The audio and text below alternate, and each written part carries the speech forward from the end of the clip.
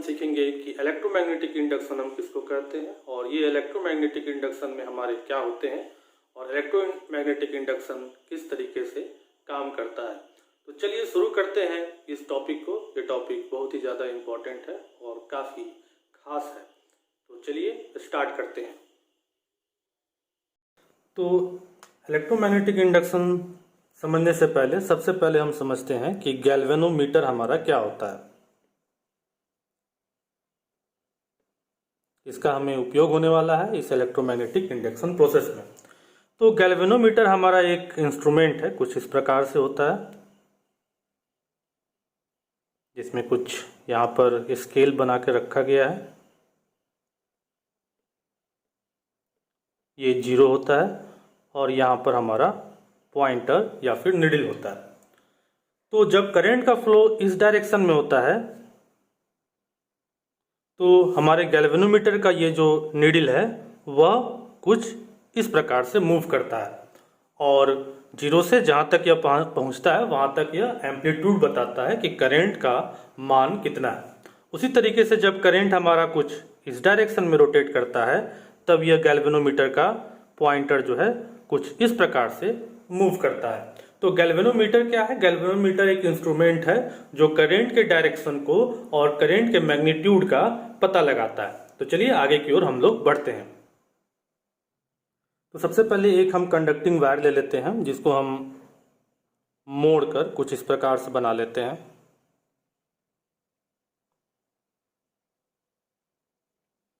जिसको हम इंडक्टर भी कहते हैं। इसको हम सोलेनॉइड भी कह सकते हैं। इसके जो 2 एंड है इसको हम क्या करते हैं कि गैल्वेनोमीटर से कनेक्ट कर देते हैं। जी हाँ, मैंने आपको बताया अभी गैल्वेनोमीटर, तो गैल्वेनोमीटर से हम इसको कनेक्ट कर देते हैं। यहाँ पर इसका नीडल है 0 पर है, जो कि बता रहा है कि अभी करंट का फ्लो किसी भी डायरेक्शन में किसी भी मैग्नीट्यूड का नहीं हो रहा है। अब हम क्या करते हैं, एक मैग्नेट ले लेते हैं।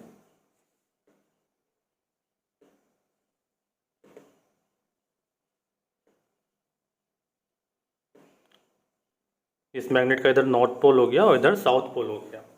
अब ये जो मैग्नेट है ये अभी रेस्ट में है, स्थिर है, मूव नहीं कर रहा, चल नहीं रहा है। अब आप स्टूडेंट एक यहाँ पर अमेजिंग थिंग देखेंगे। जब इस मैग्नेट को हम इस डायरेक्शन में मूव कराएंगे तो गैल्वेनोमीटर का यह पॉइंटर जो है कुछ इस डायरेक्शन में डिफ्लेक्ट करेगा।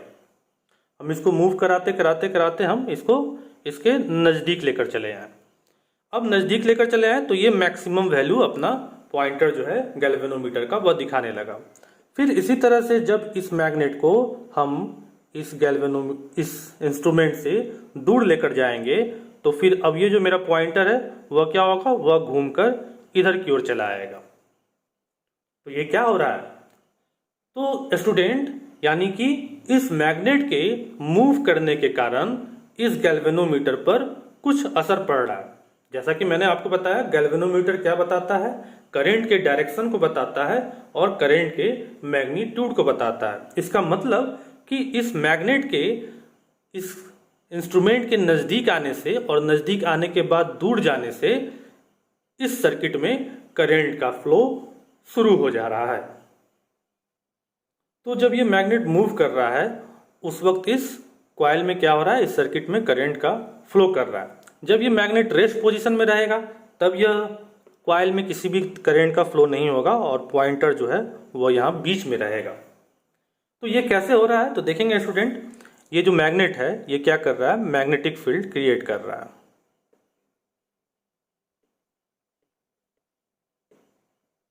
कुछ इस प्रकार से मैग्नेटिक फील्ड यह क्रिएट कर रहा है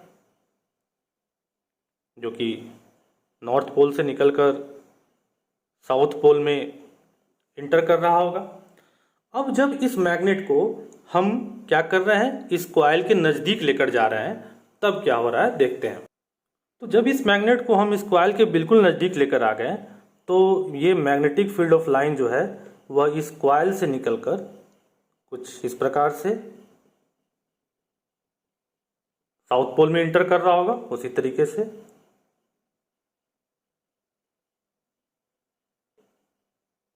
इस प्रकार से यह इंटर कर रहा होगा तो आप देख रहे हैं इसी तरीके से कुछ ये भी मैग्नेटिक लाइन ऑफ फोर्स जो है वह भी निकल रहा होगा। तो जैसे जैसे हम इसको मूव कर रहे हैं तो इस कॉइल में क्या हो रहा है, मैग्नेटिक लाइन ऑफ फोर्स जो है, मैग्नेटिक लाइंस है, वह क्या हो रहा है, चेंज हो रहा है। क्योंकि यह कॉइल है एक रिवॉल्विंग डायरेक्शन में है तो वह इसके डायरेक्शन को क्या कर रहा है, चेंज कर रहा है। तो जैसे ही यह magnetic field of lines change हो रहा है इस कॉइल में आने के बाद, तो हमारा यहाँ पर क्या हो रहा है, करंट का फ्लो हो रहा है, जिसको हम कह सकते हैं चेंज इन मैग्नेटिक फ्लक्स। मैंने आपको बताया पिछले वीडियो में, मैग्नेटिक फ्लक्स हम लोग किसको कहते हैं, मैग्नेटिक लाइन के डेंसिटी को कहते हैं। तो यहां से यह बात निकल कर आती है, अगर मैग्नेटिक फील्ड ऑफ लाइंस को हम लोग किसी रोटेटिंग कॉइल के अंदर में अगर चेंज कराएंगे तो हमारा क्या होगा, इलेक्ट्रिसिटी जो है इस कॉइल में जनरेट हो जाएगा। तो यहीं पर हमारा इलेक्ट्रोमैग्नेटिक इंडक्शन का सिद्धांत जो है वह निकल कर चला आता है। यह सिद्धांत जो है माइकल फैराडे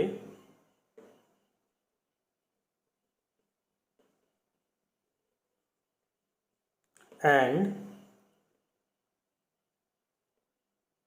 जेसी मैक्सवेल के द्वारा यह सिद्धांत दिया गया था। इस सिद्धांत से यह पता चलता है कि हमारा मैग्नेटिक फील्ड जो है वह इलेक्ट्रिक करंट में कन्वर्ट हो सकता है और इलेक्ट्रिक करंट भी इसी पद्धति के द्वारा मैग्नेटिक फील्ड में कन्वर्ट होता है। तो इस सिद्धांत में, इलेक्ट्रोमैग्नेटिक इंडक्शन में बेसिकली हम लोग बात करें तो इस सिद्धांत में यह बात पता चलता है कि हमारा मैग्नेटिक फील्ड जो है वह क्या कर सकता है, करंट को प्रोड्यूस कर सकता है। तो हम यहाँ पर डिफिनेशन के तौर पर कह सकते हैं कि it is a process in which current produced because of voltage production EMF due to changing magnetic field. तो यह एक ऐसा प्रोसेस है जिस प्रोसेस में करंट प्रोड्यूस होता है वोल्टेज के प्रोड्यूस होने के कारण, मैग्नेटिक फील्ड के चेंज होने के कारण। तो पहले मैग्नेटिक फील्ड चेंज हम लोग कर रहे हैं, फिर मैग्नेटिक फील्ड जैसे ही चेंज कर रहे हैं तो वोल्टेज प्रोड्यूस हो रहा है, और वोल्टेज प्रोड्यूस हो रहा है तो ओम्स ने कहा है कि V is directly proportional to I। तो जैसे ही वोल्टेज इंड्यूस हो रहा है तो हमारा वहां पर उस सर्किट में क्या हो जा रहा है, करंट भी इंड्यूस हो जा रहा है।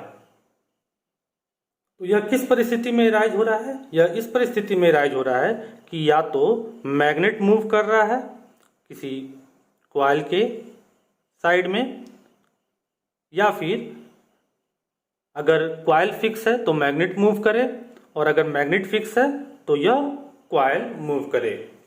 तो मैंने यहाँ लिख रखा है दिस आइदर हैपेंस, ये हो रहा है जब कंडक्टर जो है वह रखा गया है मूविंग मैग्नेटिक फील्ड में। मैग्नेटिक फील्ड को हम लोग मूव कर रहे हैं, खास तौर पर ये हम बात कर रहे हैं एसी करंट के लिए, डीसी करंट के लिए हम यहाँ पर चर्चा नहीं कर रहे हैं। या फिर हम कंडक्टर को मूव कर रहे हैं स्टेशनरी मैग्नेटिक फील्ड में। तो यहाँ पर कौन कौन से फैक्टर जो हैं वह वोल्टेज को प्रोड्यूस करने में रिस्पॉन्सिबल हो रहे हैं। तो सबसे पहला नंबर पर आता है नंबर ऑफ कॉइल।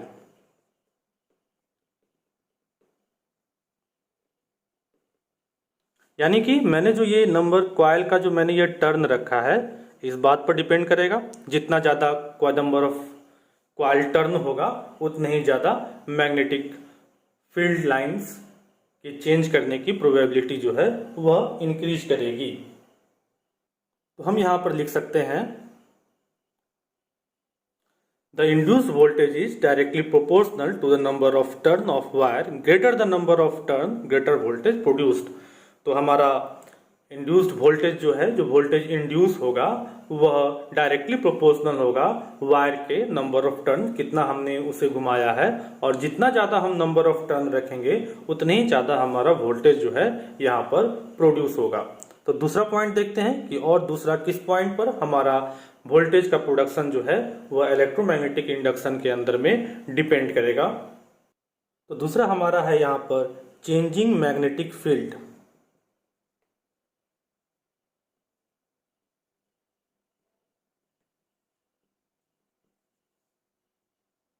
तो चेंजिंग मैग्नेटिक फील्ड हमारा किस तरीके से काम करेगा, तो जितना स्पीड से या तो कंडक्टर को हम स्टेशनरी मैग्नेट की ओर लेकर जाएं या फिर मैग्नेट को हम स्टेशनरी कंडक्टर की ओर ले जाएं, उस स्पीड से हमारा मैग्नेटिक फील्ड भी चेंज होगा।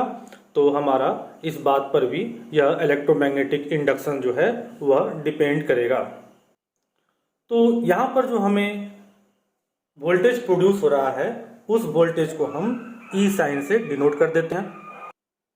तो सबसे पहले पॉइंट के अनुसार हमने क्या रखा है कि E is directly proportional to number of turn. दूसरे point change in magnetic field, तो हम इसको भी लिख सकते हैं E इज डायरेक्टली प्रोपोर्शनल। तो मैग्नेटिक फील्ड की हम बात कर रहे हैं, तो जैसा कि मैंने आपको बताया कि मैग्नेटिक फील्ड किसी पर्टिकुलर एरिया से, इस पर्टिकुलर एरिया से जितना ज़्यादा मैग्नेटिक फील्ड जो है वह निकल कर जाएगा। तो जितना ज़्यादा, ये बात कौन डिसाइड करेगा? डेंसिटी डिसाइड करेगा।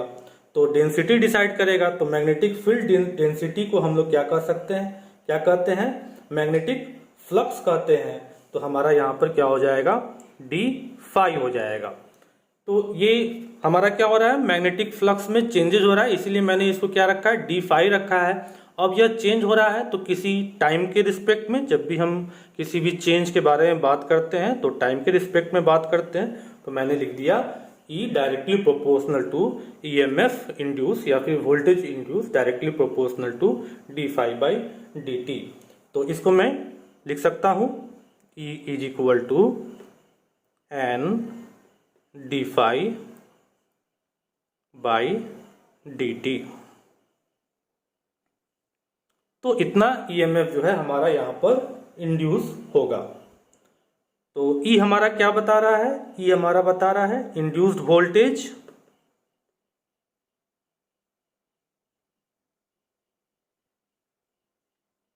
N हमारा क्या है?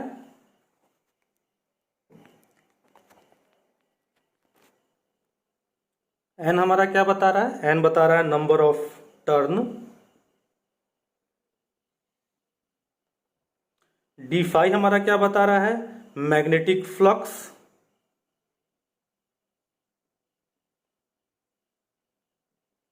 डी हमने रखा है तो हम लिख सकते हैं मैग्नेटिक फ्लक्स चेंज।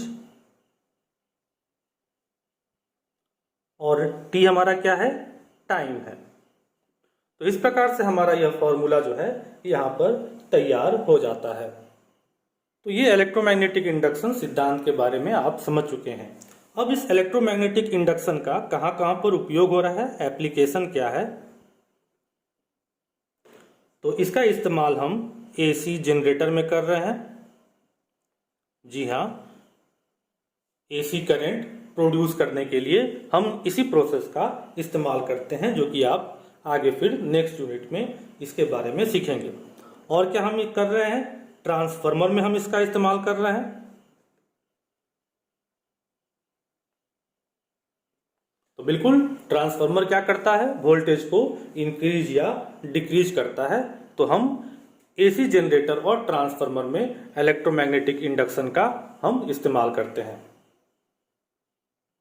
तो आई होप कि आप इस टॉपिक को अच्छे तरीके से समझ गए होंगे। तो फिर से हम लोग मिलेंगे किसी नए टॉपिक के साथ नेक्स्ट वीडियो में। तब तक के लिए